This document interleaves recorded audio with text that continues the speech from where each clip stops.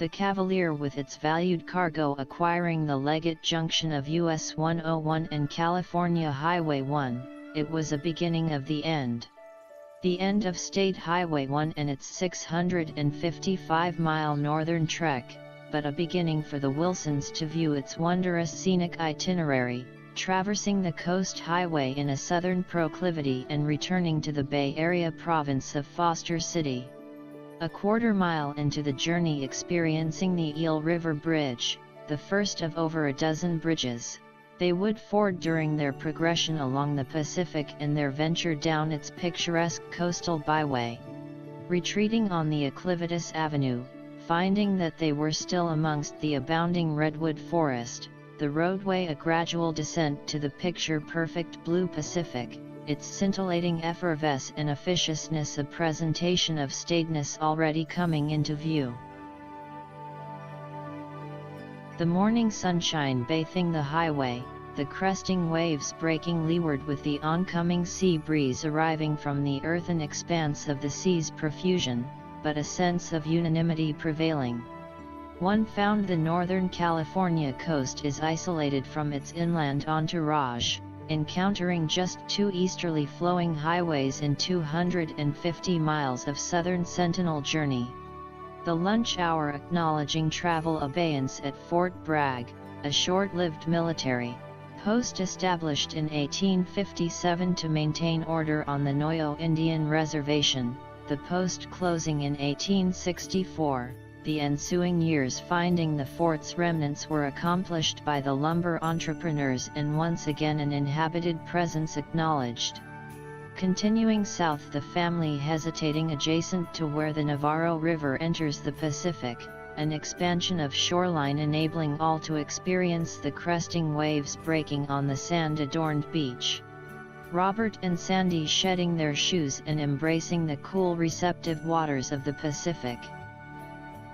Once again the Cavalier journeyed on the Coast Highway, addressing Fort Ross, its history one of Russian occupation, the northern neighbors seizing an opportunity to lay claim to coastal areas north of San Francisco. In 1806 a joint effort in the seal hunting commerce initiated the RAC Company, Russian-American Company. The Russians supplying the seal hunters, the Americans the sailing vessels, and by 1818 the seal population had been depleted. The Russians having established themselves building Fortress Rossia and a harvesting station on the Farallon Islands 30 miles off the California coast. The Fortress Ross settlement, their personal and agricultural enterprises remained until 1842, venturing as far south as Bodega Bay, the scenic location for Alfred Hitchcock's iconic movie The Birds and Gary's youthful abalone fishing adventure with his grandfather Marvin. Continuing south with resolve, the Bay Area's accession of 60 miles still remaining, the travelers quiescent with their Highway 1 accomplishments, the closing miles providing a panoramic view from the overlooking cliffs winding path, the driver of this road course ready for its conclusion. The shorelined California Highway 1 providing another encore meeting with US 101, the location, 3 miles from the Golden Gate Bridge. Gary and Jan finding they could somewhat relax even in the traffic of the multi-lane Highway 101 after experiencing of the narrow cliff-hugging coast roadway for the past hour. Accessing the suspension structure, the travelers finding the 6 lanes on the Golden Gate Bridge, moving swiftly, its presence an effulgent beacon of San Francisco, a poised landmark for 50 years, proclaiming its stature. The day prior to its 1937 inaugural automotive opening, 200,000 participants gathered to traverse the bridge on foot and roller skates, each individual to autograph the journals of history, and with embarkation of automotive propinquity, the city of San Francisco enacted a week-long celebration.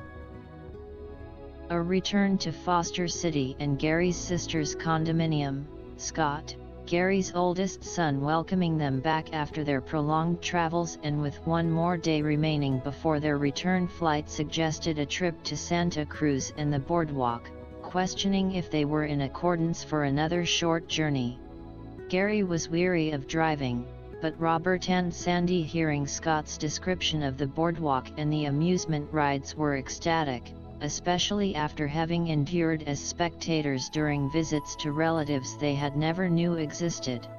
Gary, mentioning an additional venue, thought wouldn't he be out of their way, a visit to the infamous Winchester House in San Jose.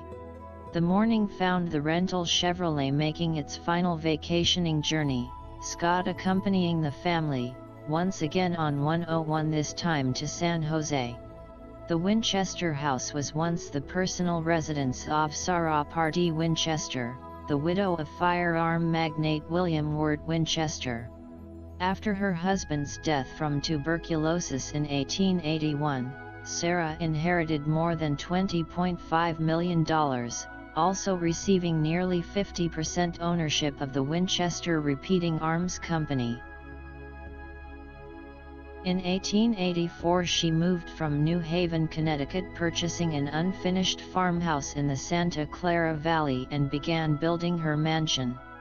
It was reported that a Boston medium told her she must continuously build a home for herself and the spirits of people who had fallen victim to Winchester rifles. Sarah complied until her death in 1922. There are 161 rooms, including 40 bedrooms, 2 ballrooms, as well as 47 fireplaces, over 10,000 panes of glass, 17 chimneys, 2 basements, and 3 elevators. The property was about 162 acres at one time, but the estate having been reduced to 4.5 acres.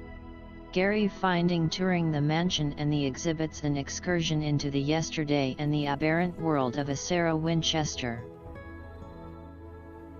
Highway 17 and the Santa Cruz Mountains was acknowledged, Gary having a brief flashback, this being the first time on the precipitous road since his youth, riding on the back of a Cushman 5-horsepower motor scooter, the teenager and his friend Dale Spady experiencing an adventurous voyage to Los Angeles.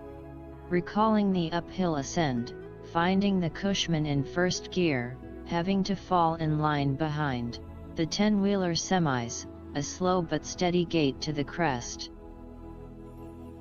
Scott directing them on a side trip to Aptos, pointing out his Aunt Kay and Uncle Don's previous residence in an area where he and his surfer friends socialized. It had been over 30 years since Gary, having walked the boardwalk at Santa Cruz, remembering that he last assailed this copious amusement park, a train ride trip sponsored by the Oakland Tribune for submitting a required quantity of new subscriptions. The noon hour found an appetite for fish, finding the assemblage frequenting a seafood establishment on the pier, the remainder of the afternoon acquiring the escapades of the entertaining attractions. The trek back to Foster City found an enervated crew. It would be their final night in California. The morning bidding a melancholy farewell to Scott, the Cavalier traversing the San Mateo Bridge to the Oakland International Airport, and a return of the Alamo rental car, having deposited over 1,200 miles on the odometer. The American Airlines McDonnell Douglas 80, a version of the DC-9, taxied to runway 29er, the airliner's pilot giving power to the tail-mounted twin JT-8D-200 turbojet engines, the plane lifting off the runway, banking east, reaching an altitude of 35,000 feet, cruising at 504 knots, Wichita, Kansas mid-continent, the winged carrier's ambition. The smartly dressed stewardess providing a complimentary lunch, its cargo of passengers lulled by the nutritional substance, a pacifying composure evolving, and the whispering sound of the jet's projecting aura of contentment. The flowing arrow flight above the revolving earthly firma below projecting a temporal passing of forward progress, its nebulosity giving essence to the watchful heavenly domain, its silence displaying a gentle caressing of the strata. The solace was interrupted with an announcement: the flight was descending to Wichita. Gary having mixed feelings, happy to be home, feeling blessed that his family was able to share the vibrant 16 days together, even though a hint of melancholy remained with its conclusion.